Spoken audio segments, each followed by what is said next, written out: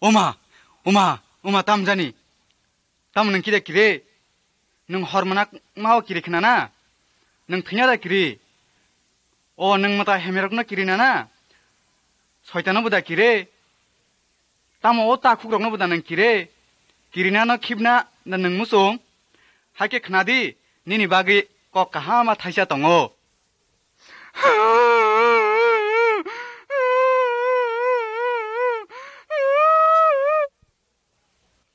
nang thina na kirina nanglak ko khna di aro thilei tongmani bagi kablayo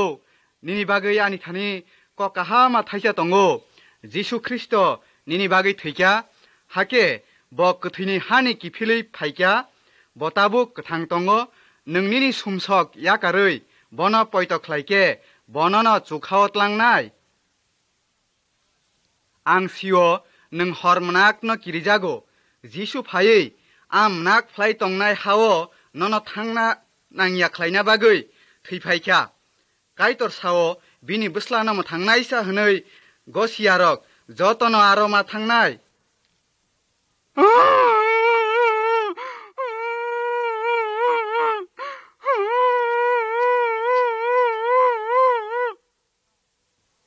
nang jisu kristono ramkha hanke bon nang matai hamyarokno krimarokno tlangbainai nang sitra samungrok maya karnai suak to mase maya kar suknai montrorok maya karnai sekal bedua maya karnai sinal suta maya karnai bebak samung hamyano maya karnai omtike kharo sugui jisuno ramkhe bonono bebak matai hamyarokni yakni katirinai aborokni yakni katirina bagoi jisu nang baimang tongnai nang tabuk buda matai hamyarokno rui tongtrengkho bini bagoi da songpang tangoi tongkho nang shaitan bai kaitorno baksake khulumui manya nang kubuino jisuno poito khlai sukhe shaitanno kirina nangya jisu theibasaoi shaitanno mechenkha jisuno cheng romkheno jotto nislai phankrakno romma klaikha takuk nang tabuk no jisuno romdi haike nang a kirima singsa hao thangna nanglak chukhao molbrumni bagoi soguinai aro mungsa phano kirina krui mungsa kirina nanglak aro tongthok bai tongthok mangse kuplung jisuno romoi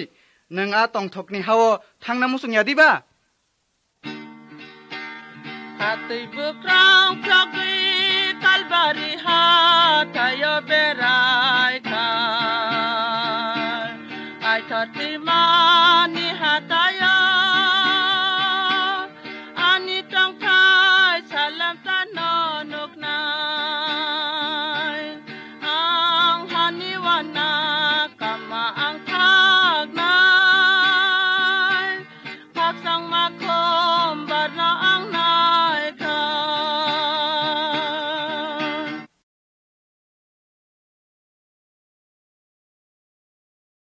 bisi kebang masakang kaitor o sengcarni bebak bororokno naikhlai naikha sengcar gnangoi bebak borokni bagoi bini kha belai kheno hamyang kha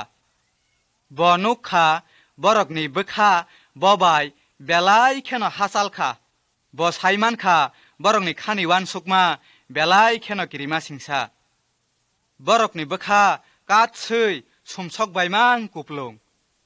jottoni bagino kaitor kha hamyang jakha kaitor saimano shaitan chungno buduk rak ma bakhi khaiton kha shaitan chungno phiyokna naiya shaitan bororokno kaitor bai sakak kha kaitor sao ang bororokno shaitani yakni phiyogui ani thani tubna musungo borokni bagoi samung mungsa khlaina bagoi ang angsalana rohrano bini bumung angkha jisu kristo jisu bufa kaitor bai tongmani bini tongthai chukhaya karoi osungcharo phaikya bongkha katsui borok kubui phia phanbokrak bo chungno shaitani yakni phiyogui mano chungno phiyokna bagoi bo kurso thuyoi saltamni salo haino hai basa phika a samungni bisingtui bo matai hamyarokno mechenkha jisu shaitani slai koplai bo bebak matai hamyarokni slai bo koplai tabuk bahaike jisu matai hamyarokno rkhlai abno kisa saik narwane kaham ke khnai narak de salsa borok khoroksa bini thani khasigi phaikya a borok wngkha mutai hamya bai koboljak mutai hamya bono sokomona nai tongkha Jisu a borok ni ganao phaiui hai hnei saka mutai hamya rok bini bisingo ta tongsidi nongkhorlangbaisidi asuk baino katsui a mutai hamya rok bono kirijagui a borok ni bisingni ongkhorei ma kharkha Jisu phaikeno mutai hamya rok bebak ma kharbayo tabuk a borok Jisuni thani phaiui bono khulum phaikya phia hai hnei saphaikya tabuk ang borok katalengkha tabuk ang nungbai mang tongsinai nung ano nungbai tonjadi abo haikeno kaplaisa Jisu nonobo anobo jottonono mothangnani musungjagui tongo nungbono hai hnei sadi nung ani bugra angjadi subrai ang phan krei jase bonini hamyano nabainai bongkha kaplaisa Jisu bai tongkhe जोंते शयताननो किरिना नांलिया जिसुनि थानि किफिलि फाइदि बननो बामसाना मुसुंजागै दंगो थांसुकना मुसुंखांके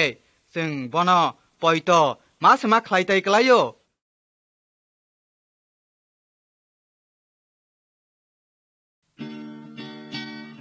O संसार जिसु नबुसुना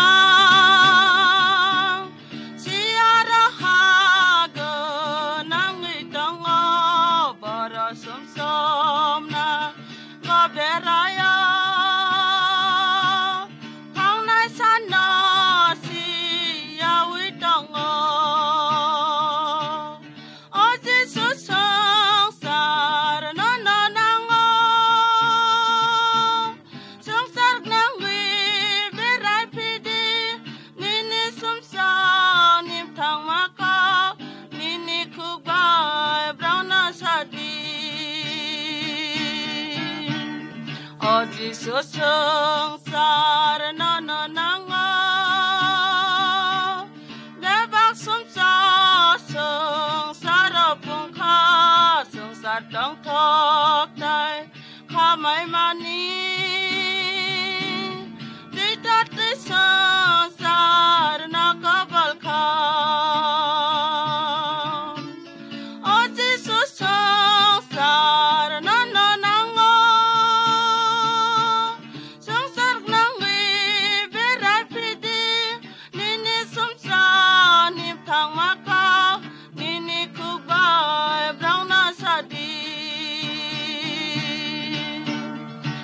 Jisu sengsar nono nango Bebahana sengsar nani O Jisu sengsar nono nango Bebak praratang nani bagi O Jisu sengsar nono nango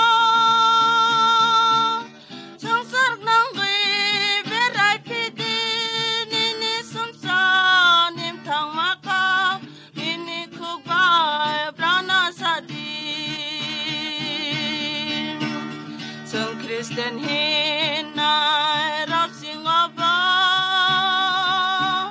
saya lama o pang mahimo o sengsar no seng hamza kuka sengsar changruna busutong no o Jisu sengsar no nango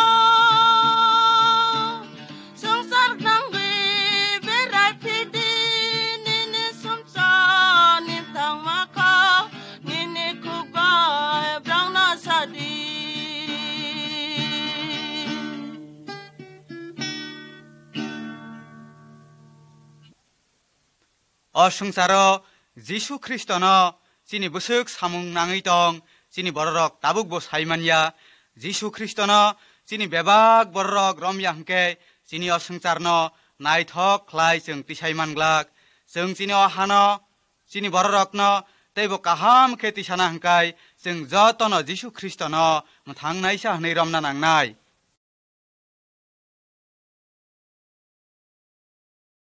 जिसु सालसा तैज्लां रोखोमो हिमी तंफ्रु हामियारक ताई याकं मायारक हामना बागै बिनि थानि फाइख्या तामनि हिनबा ब हामियारकनो हामरना मानो आफुरु ब काइतनि ककनो पिरु सालसा ब बिनि साग्रिरक बाय रुं तस्ते मावो कासाय तैज्लां आयां नारो थांना नायमानि जिसु रुं बिसिंगो थुइ तंगो आसमसा आफुर नबार कतर सिपसाय फाइख्या तै आफाल ब कासाका रुं कलगना नाय तंखे बिनि साग्रिरक गिरिजाक लाइख्या उलखे साग्रिरक अ हदा हनै जिसुनो ससा लाइख्या जोंले थैबायनाय ख्या मोथांजादि हनै जिसुनो सालाइख्या नरक तामनि बागै गिरिजाक लाय हनै बबा चावै नबार बाय तैनो दामरखा आफुरके नबार थाखा बेबा कसां ओंखा आफुर बिनि साग्रिरकनो हायनि साका नरक तामसो खिथापा गजा ओं तामनि नरक आसो पुजकरि गजा जिसुनि आ सामनो नगै सागिरवाना जाखा लांमांखा नबार कतर हाइसि वाइसे जों बेलायखे किरु काइतर सावो सुब्रा जिसु ख्रिस्टनो पयत खलायके मोथांजाकनाय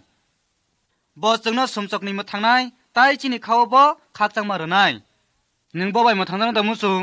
हाके बनो सादि ओ काइतर आनो समचकनि मोथांगै निनो सला खलायजादि बनि निककनो खनानाय हाके नों खाकचां मानाय हाके ताइ नों किरेनो नांलिया तामनि हिनबा ब नों बायमां तंनाय बननो हामेनि कातिरि तनाय फिया नाय नुगैबो तनाय अ हाव तंफोर बननो चुबानाय खैमानि उलबो जुगहाव तलांनाय जिसु सावो अ पजा हिलिक तै लेंजाक बेबाक बररक नरक आने थानि फायदि आं नरक न लेंला रवानो खनादि आं नरक बायमां तंगो ताकिरिदि पयत खलायदि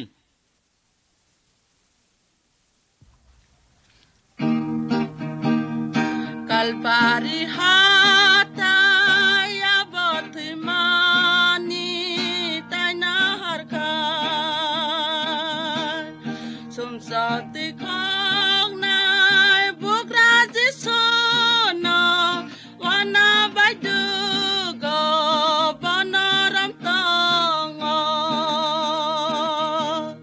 mahimalama ang nay mo Jehudi ari rong ni bisingo ani sumsak bagi bugra jiso nini hamjak ma Taiwan nama bay kalbario sung nati kaka kumay tang naira ani sumsa sorong na ninitoy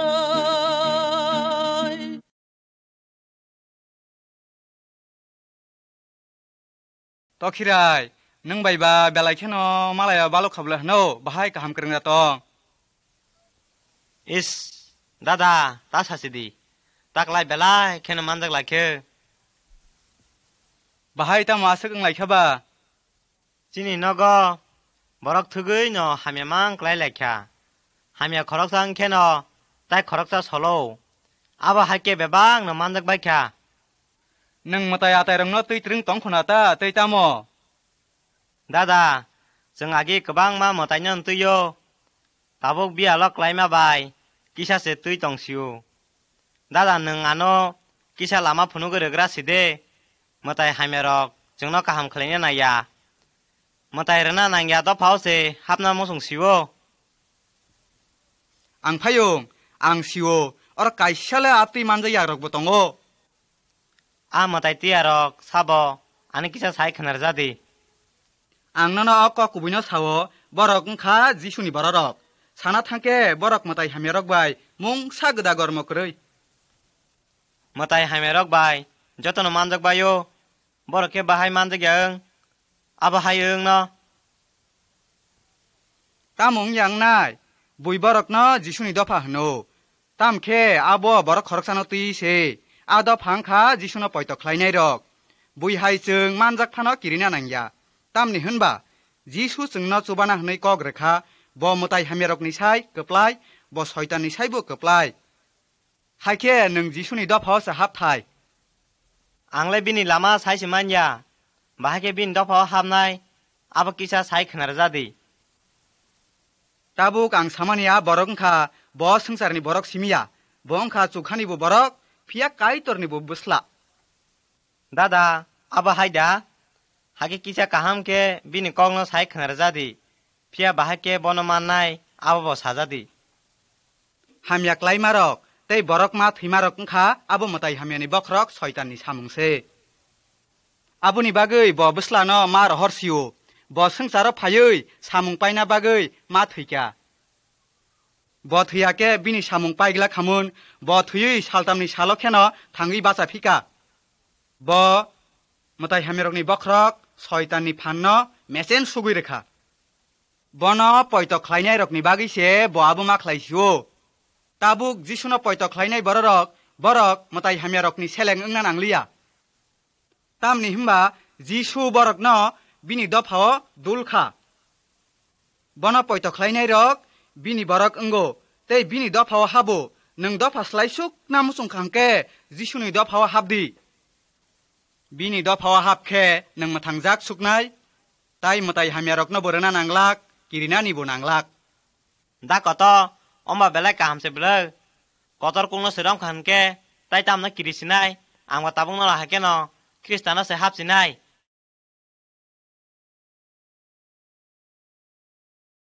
आगिफ्रो बाराबास नै दागाय खरकसा जेलक लाइजाक तंगो स्रापसानि बिसिङनो ब क्रुसो खासिजाक नाय तै खरकनि रक ब बाय बाक्सा खासिजाक नाय फिया ते खरकसा बरक तंग बिनि बुमुंखा जिसु बाराबास बाय बिनि तंमुं बेलाय फेरलायो ब सामुंका हामसिमि ख्लायो ब कबु कथार कबु कबुय ब काइतरनि बुस्ला बररक न सुमसकनि मथांना बागै काइतर बुस्ला न रहरखा हानि बररक बन रमलिया बिनि बागै कक तातालके सालायखा बन क्रुसरै बुथारना बागै लामास नामलायखा बिसि बुरुम जेलो माजरा बेरजागै चपजाक तंनाय रकनि बिसिंनि खरकसा सिकन फियक ना बरकनि रायदा तंगो पिलात गवर्नर बरकनो संका साबनो फियक नाय जिसुनो दा फियक नाय बाराबासनो बरक चिरिगै सालायखा बाराबासनो फियगिरदि पिलात बरकनो संफिका जिसुनोला आंता मुख्लायनाय बरक चिरिगै सालायखा बन क्रुसरदि तामो आं यखा आंहाय बाराबास बाहाकी यगिमान जेल मरंनाय साका निनि साक्सलाय जिसु थैयानो बसो गुवानामा सिंसाकक बाराबास माजरा बेरजाक थाय तंमानिसे तामुखे यखा ताखुग्रक आसायफ्रुनि सिमिसे जों सुमसकनि जेलक लायलायजाक तामुखे जिसु चुंनो फियकना फायका चिनि सुमसकनि मानथाय थैनानिसे जिसु चिनि बागै थैका चिनि लाकायनो बसुका काइतरनि साजला जिसुनो पयत ख्लायके जों सुमसकनि यकनाय बसाक बायथांनो चिनि सुमसकनो क्रुस बुफाङो रुजुयतलांखा जोंनो फियकना बागै गोसा कतर मा मानखा जों बेबाक नमेरा रखाय लामा करय तंलायखा नों बोदा सुमसकनि यकना मुसुं हाके नों बन निनि साक्सलाय थैका हनै पयत थांके बनन सुमसकनि नाकारै कथां तनफ्लायनाय बन पयत ख्लायके नों कुबुयनो मथांजाक ख्लायनाय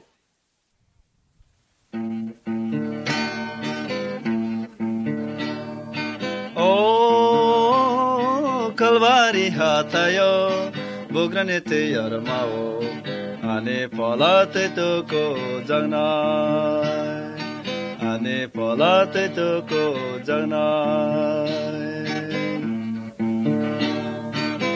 Kalvari kusakani te chao to ko kha Atai kata sakao ang lengmani na poman ka Sa kalam kecang dadal beka kecang Uitang kado besetang tokma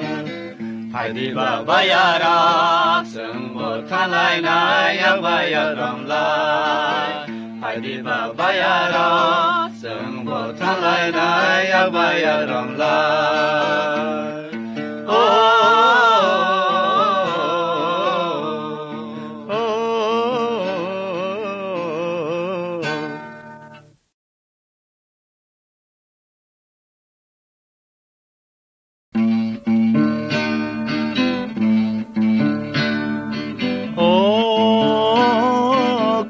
kalvari hatayo bograni teyar mao ani polate toko jana o kalvari hatayo bograni teyar mao ani polate toko jana kalvari kusakani tui chawo toko ka atai kata sakawo ang lengmani no pomanka kalvari kusakani tui chawo toko ka atai kata sakawo ang lengmani no pomanka sakalam kesanda dal baka kesang itang kado besetang tokma sakalam kesanda dal baka kesang itang kado besetang tokma Hadi babayara sembo thanglai na yang bayaram lai Hadi babayara sembo thanglai na yang bayaram lai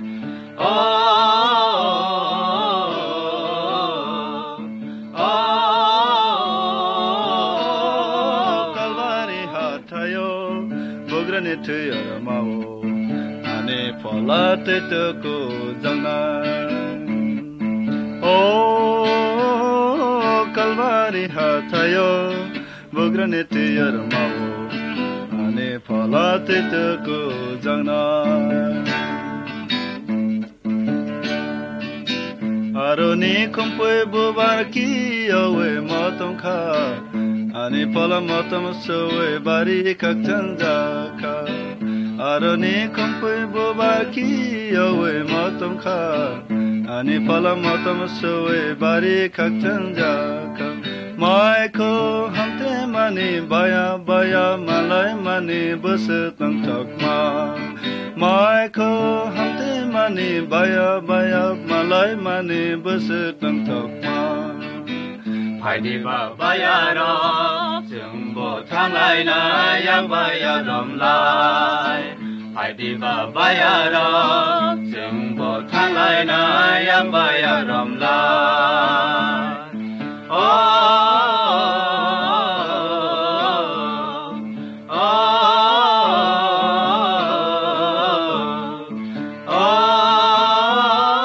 kalvari hatayo bograni teyar mao ani polate toko jana ani polate toko jana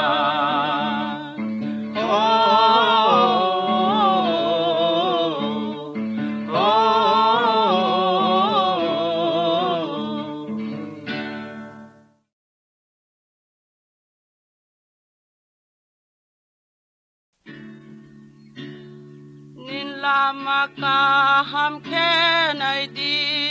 komar krima lama yang yadiba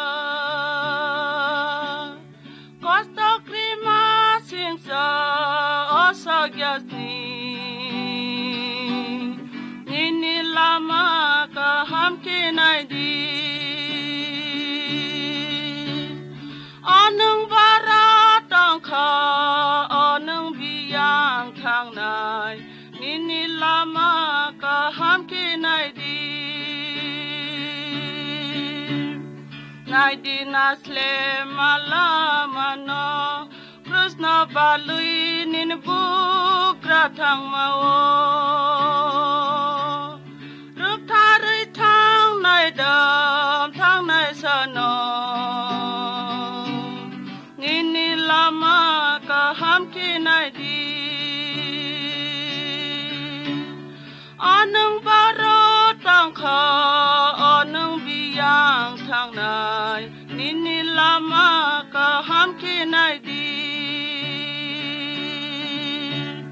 boso komor ma balukha bajagawa khaksang koplong deno mutang nai sanot long ma phasingo naidi khaksang tong thong manok nai anung bara tong kha anung biyang thang nai nini lama kaham kinai di sini lama rawan sukdi sini bekabini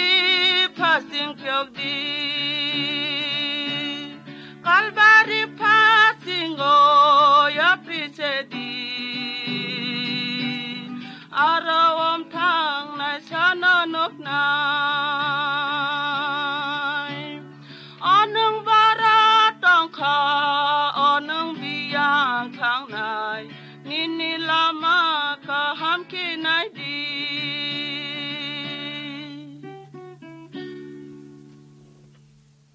o ta khuk thimani ulo nung biang thang nai zu khau da thang nai horni kundulo da thang nai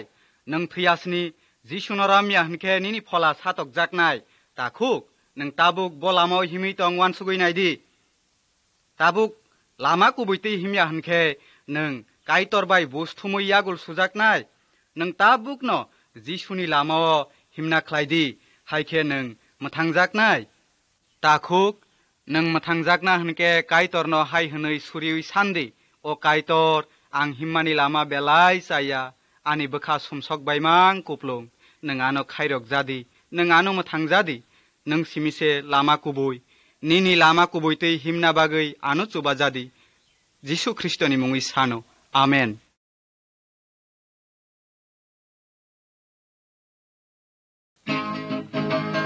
Jisu pai nai si ko pai tui lang nai bini prana Jesi sai tango ya plu thang nai bo kai tar bai se Jisu pai nai si ko pai tui lang nai bini prana Jesi sai tango ya plu thang nai bo kai tar bai se Tar polana sumoi nadi taku bukura Thang manai apola kar baise Tar polana sumoi nadi taku bukura Thang manai apola kar baise Diyarang gati tabu Thang nai babai basa Diyarang gati tabu thang nai babai bangsa Jisu pai nai si ko pai tui thang nai bini brok no Jesi sai tang wo ya pru thang nai bo kai tar bai se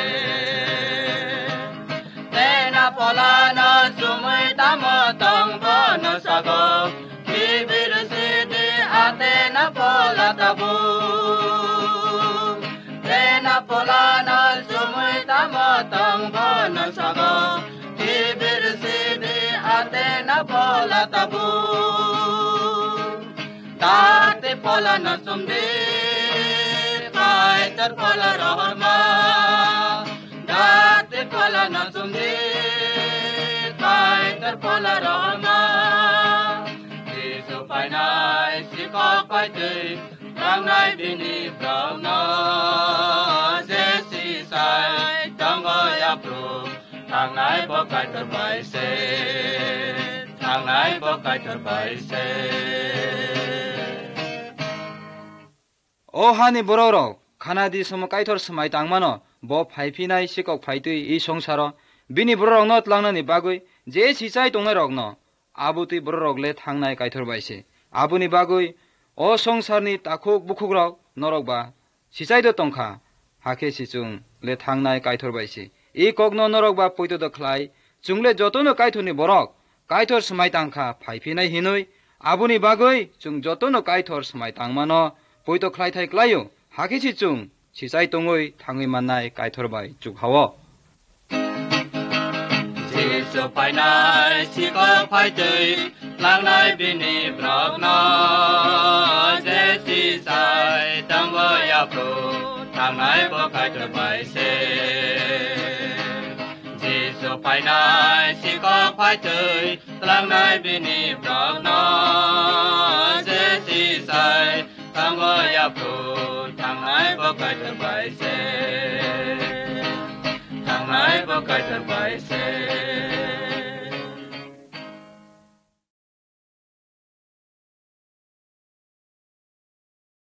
O hani bororok norogani kokno khnabaidi Jisu Kristo sungsaro phayui norokni sakslai theipaikha norok tai mungsa samung khlaya nanglia norok aro uro thangai teitukuna nanglia norok aro uro thangai rang sabaya nanglia tabuk norok Jisu Kristo norokni sakslai theimano poito khlaya hangkai norok bobai mathangjaknai norok bobai mathangjak sukna musung hangkai tabuk no bini thani phaisidi norok bono mathangnai sa hnei poito khlaisidi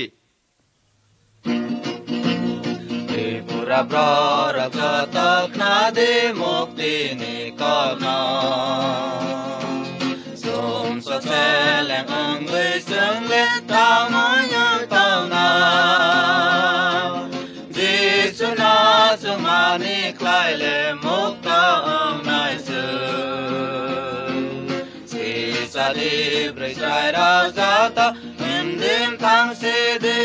na barnan saklai bai sidi Rajani jata jagao Kona koni gana gini Hindim thang sidi Ram devi nagan rusab diti prata kuro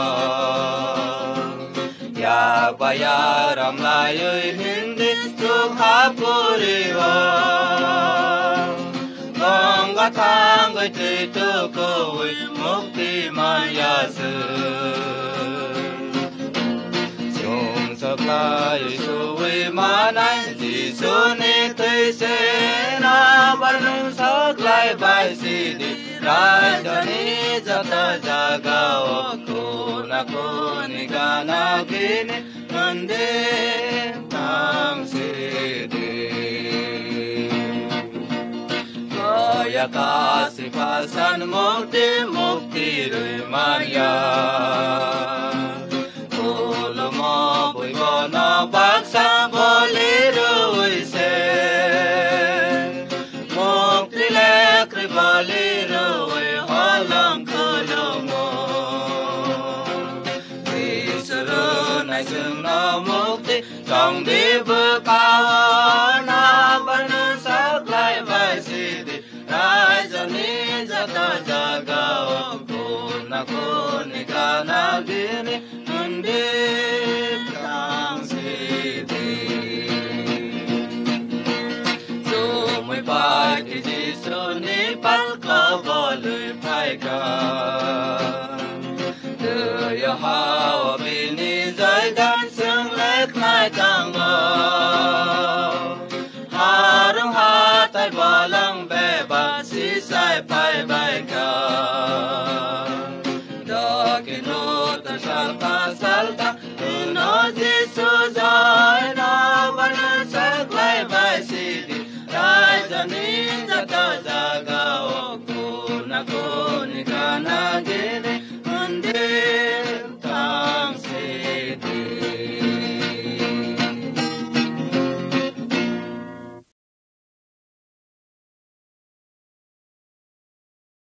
Các giang rửa mà ni Giêsu ya ni sa bài li ya chừng mong nó bị ni O ta khong nang bata mo Christian de ang Christian no Nini ma pha Christian da tamo nang basrai phangsini simin da Christian ta khu khorok sa pha no Christian nge asa ya buma bo Christian khe busana ba ya Ha bahai tamo saka ang baromi semanya khuble có khe hai thias ni sakang no chang katal khe ma chai nai thuimane ulo obatai chukliya Thiyasini asanya nang nai ang apti kokro khuskhana treng yakho katal khe achai ma khe omo hai kai tor simi se aba khlai mano abani bagai no omo nangkugo jeng jot tono sumjok khlai kha tatal sawi borok torui joliwi hamya musungui takjang motaino khulumui taiba kwbangma samung hamyani bisingtui kaitorni kerang rokno sabai baikha sumjok jengno kaitor bai sakakha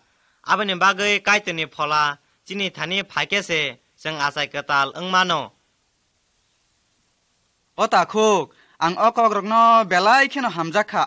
ano teibo sai khnarjadi kaitor sao jeng thuipano chini phola thuya kaitor bai mathang jagya khe satok jangnai ang borok kaham ang samung kaham bo kabang ma khlaikha ang a horni kundala klaina nanglak o takhuk ara klainai borok boyogi manya arni phiyokna bagui kaitor jisuno rohorkha jisuni lamano romya rogni tai mungsa khatungna krui aboni bangino jeng thuyasni katal khema chainai hai khese kaitor bai tongui maninai takhuk ka thiyang omnon nayo tamukhe ang katal khe asainai jengno bini basa khlaina bagui bo bini baslana rohorkha chini sumchongni lakaino bo sukha bono poito khlainai joto borongno tabung mathangjaknai jisuno romna rongno bo bini basa khlaio bebak samung hame yakarui jisuni thani nini sumchongno gosidi nini khawa tongna bagui bono ringdi bo nono tomung katal ranai takhuk o kogrokni bagui ang non hambai ro ang bo mo haino ma khlaisinai jisuno romna khe nung oma hake ma surinai o kaitor nung ang hai sumchog nangni bagui thuikha nini thuibai ano sujadi ani bebak sumchog rok yasak jabadi ano khairak jabadi jisuni mungoi sano amen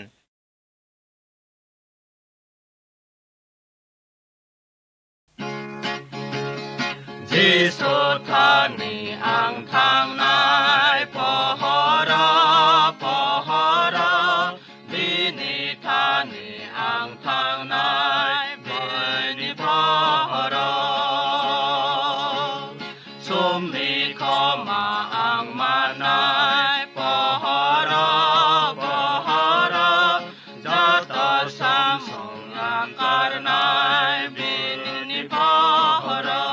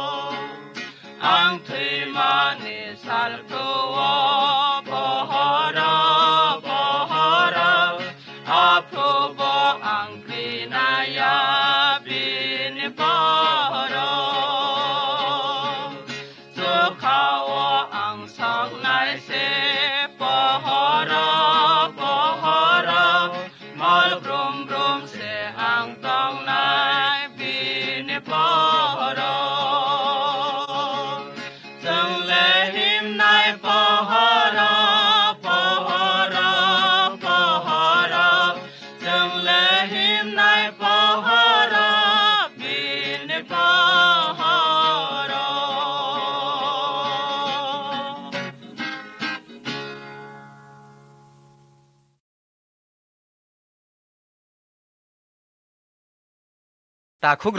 जों ख्रिस्टियान नंबाय खे तामो ong kisa salayaनो स्राब सालाय बेबागनो kaham kheno nukjago जों belai kheno tongthogo tei mung sapano hamyang lakhaima tongo tamukhe kisa balok kheno जों saimano chini bagui ari kotorma tongo abo ongkha shaitan bo ongkha kaitorni bo ari phia chini bo ari shaitan जोंनो samung hamyamang khlairna nayo kaitorni kok bai bini mung kha phemlok naisa bono sibo bohno waisau isu जों जिसुनो रमया खुसनि samung khlaima hai samung hamyaro khlainamu songo ajorao shaitan जोंनो sawo nini sekangni samung rok hamyang ya khamu sungtino khlaidi afro jisu जोंनो slaika tei lama katal phunu kahnai muitongdi जों shaitanni kok khnatai krei hamya wan suktui ta tongdi जों जिसुनि mung tei bini phanno muitongkhe krakhe tongoi shaitanno mecheni mano kaitorni kogo sawo soidi kaham khenai somdi tamni himba shaitan akarjak singo haike sabno gluk sake monogui mano hnei rotugui tongo shaitanno जों lamariakhe kaitor जोंनो chubanai jisuno romui tongnamu chungnai rok bebak hamyano yakaro जों tomung hamya kheno tongkhe phia kaitorni kha hamya khlainai appi samung rok tangui tongkhe जों kaitorno hamjago hnei saimanya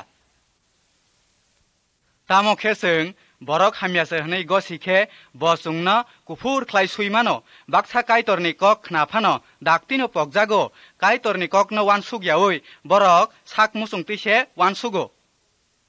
borok bahaike tei borangri ajiui gnangui mano simise wansugui tongo kaitorni kokno borok muito khlaiya omohai sal phai tongo kaitor osungsar bai sungsarni bebak manino sokmoane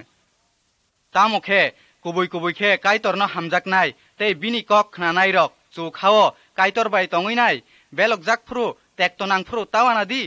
ok kokno muitunarakdi kaitor busarokno torona bagise satogruo bono poito khlainai rokno kaitor kogrekha जों सयमान मानिस्लाय जोंनो satogreglak bo जोंनो yakarglak bo जों baimang tongnai okokno muitunarakdi bo जोंनो belai kheno hamjago abuni bagui buslano chini bagui thuinar horka abuni bagui जों saimano bo जोंनो chubanai bobograje thani nang anarahara hatai ko so kaiti katar hatai abo nini ko prai cross by anaruka nini hamza maka no angsana indi dakri klaidi satrang rara enggo Barini langmal siarok ni thani nini Afrika maya bonini angnai takri sede antrak mawatong di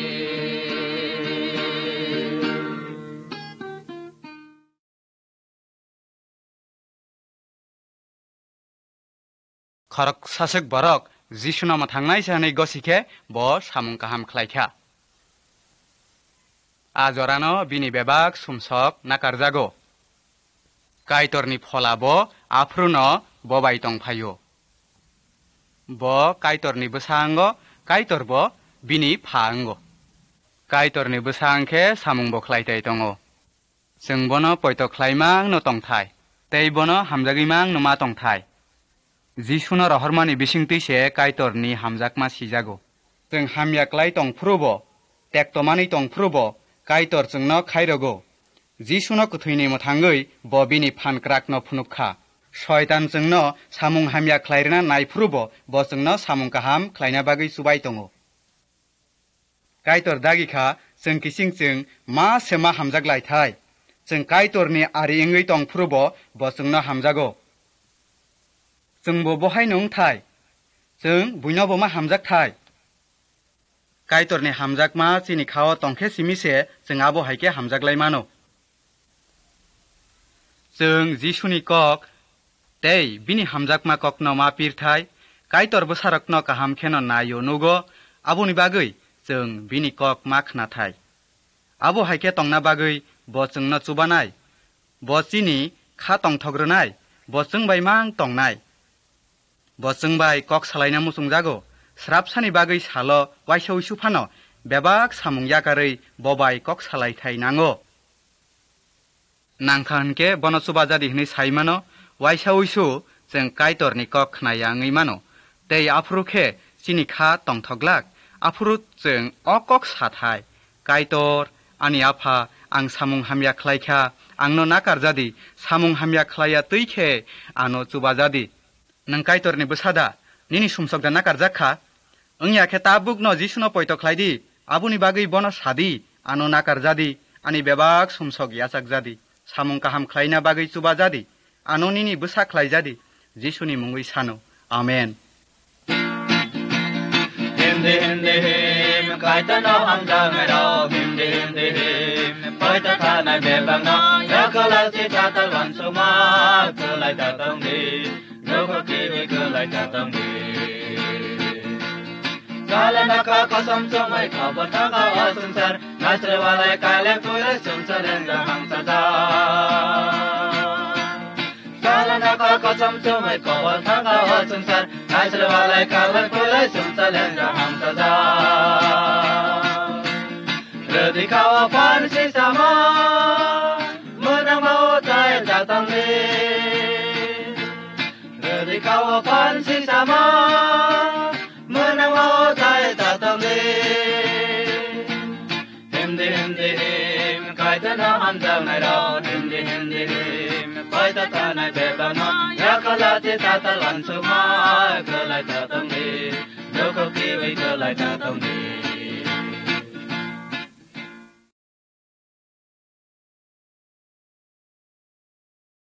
Jisu ki Filipinani kok Jisu chu khawa thangesini bini sagrirno hai hini salangka salcha ang o sungcharo ki Filipai pinai bini beba kongno kubui bo sungcharo hai na hai phai pinai salcha chu khawa phiok jangna hinoi kaitor chungno sawo bem pungnai chu khawa kaitoni suari rok siri khoklainai abuni ulukhe Jisu jomui kotorma bekhai chu khani ongkhori phainai sungchani bebak bororongno Jisuno nuknai bo bini sagrirongno bobai baksa bini nogot lang thangbainai bo chungno hai hini salangka bono poito klai thuinai rok jotono mangkhoni mothangui tisajaknai bo borokno mang katal runai bo bini elembago hai hini saka bono nokhani khorang kotorkhe ongkhori phainai Jisuno poito klai thuinai rok sukang tisajaknai afru kothang tongnai rok bobai baksa thangnai afruke borok mol brum brum bobai baksa tongui Jisu bebak borok hamyarokno majra benna bagi phainai Jisu o sungchano sogui khibibainai Jisuno poito khlaya bororok a horo khiklai sokjangnai abuni ulokhe borok morkeo klainai bono poito khlayake thiplaya a horo khiklai satokjaknai Jisu bufuru kipili phaipinai khoroksapon saimanya abuni bagino chung tiarkhe mangno tonthai klayo takurok bukurok Jisu phaipru nung tiar dengui tongnai tiarkhe tongkhe bo phaipru nung lasina kirina nanglak kaham ke tongkhe nung bo baikhe tongthogui kha kachangui tongui mane nung takurok bukurok norok Jisuni nok tangjago tongui namusungkhe tabuno Jisu Kristono romdi nung bonono romna hinke nini sak sakni sumchongno goisiui bono hai hani masatai o kaitor nungani sumchongno rujuna bagui nusla Jisuno kalbari kruso thuirui saltamni salo ani pholano muthangna bagui kothang khlai pimano ang poito khlaikya ang nini nusla ongna chuglia phano nini thuibai ano kofur khe suui nini seleng khlaija sidi nung haino hai o sungcharo phaipru ang bo nono lamjangna musungo nung bai baksa nini nogo tongina musungo nung ana subajadi krusu thuinaisa Jisuni mungui sano amen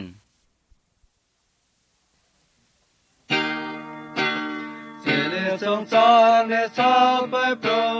bo sang sarwan ma ma tong o sung chang nai thong ma ro bai nai Jisu pai de na le nai tong na masal kotor wana masal kaitor ne bitar sal kotor Jesu na rong nai rong lei mol brom brom tong thayo tong na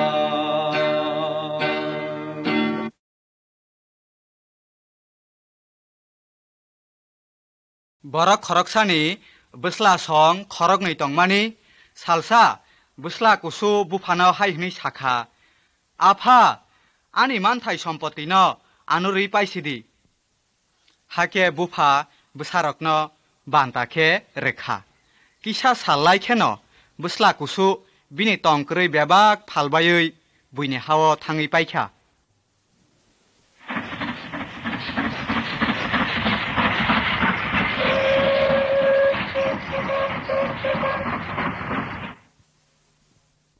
Aro thangui bo juwa thangka juwak nangkha brui baliknai rok bai tongkha omoti khe bini rang thungsa paikha rang pai thangkheno a hawo bo belai khe chacharara nangkha hake bo borok khoroksani nogo seleng tongikha a borok bono wak mrekna bagui sulao rohorka bo afro o khuijagui wak rok chamani muiturok no chawi phano ok sopungnani musungjakha ulo khawo wan sukma kaham kaui saisung haihni saka ani a phani nogo gobang ma seleng tongo borok chasu chabaya no swnangbaya angle oro masayaui ok puksa khese ma tongsiu ihi angoro ahake tonglia ang ta bugno a phani thani kifili thangsinai ang bono haihni sainai ang borok hamya nuslang na suglia haiphano bufa seleng rokno dagiui bono kan kaham chumrekha mala kotor ma ratharui tongthogui chalaina bagui dagikha tamni hunba angsala thuimani se thangui basa phika kmai thangmase tabuk man phika haike borok jottono tongthoglai chalaikha nanglaikha musalaikha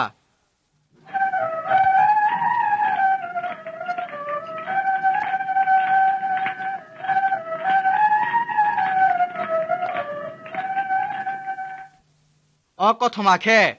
kaitor jengno busuk hamjak Jisu jengno sai khnarmani se bonayo sumsognang bororok bini thani kifili phaithung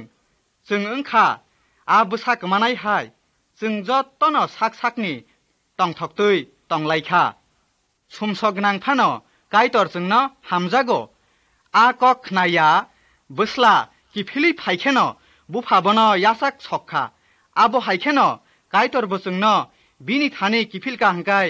yasak soknani bagui tiarangui tongo abuni bagui bo Jisuno osungchara rohoro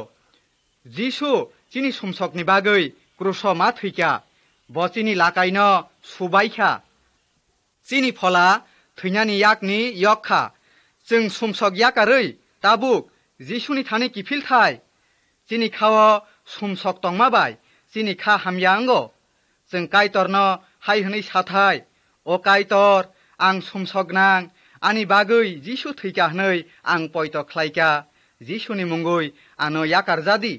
nang ani pha angjadi Jisuni mungui ano busa khlaijadi amen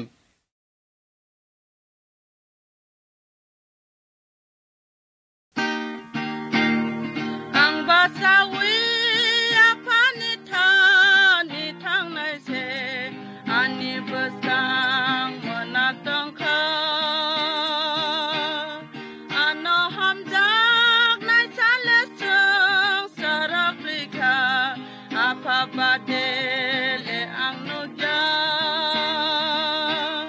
som taklayang pai tongko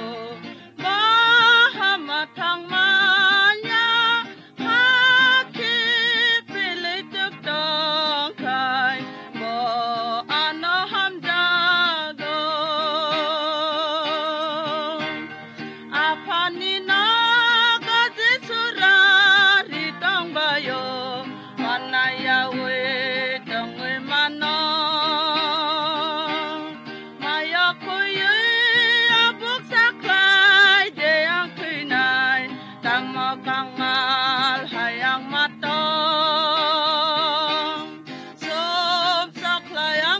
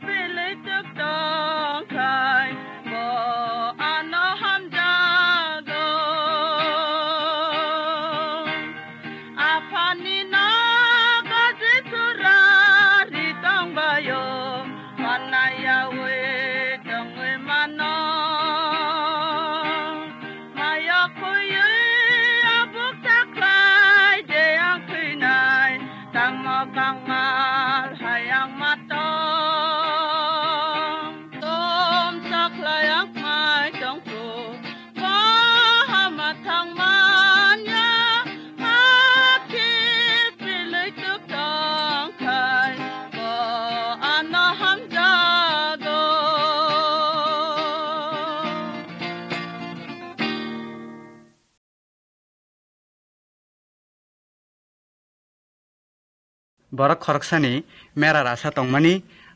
a mreknai sani kok mera rok khnao bo mera rok no jabra kaham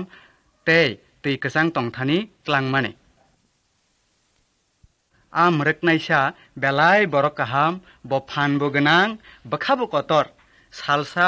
ge guma masa mera no robna naimani bo abno tokthari paikha sal thangra kheno a mera rok no gereng sakhe thumo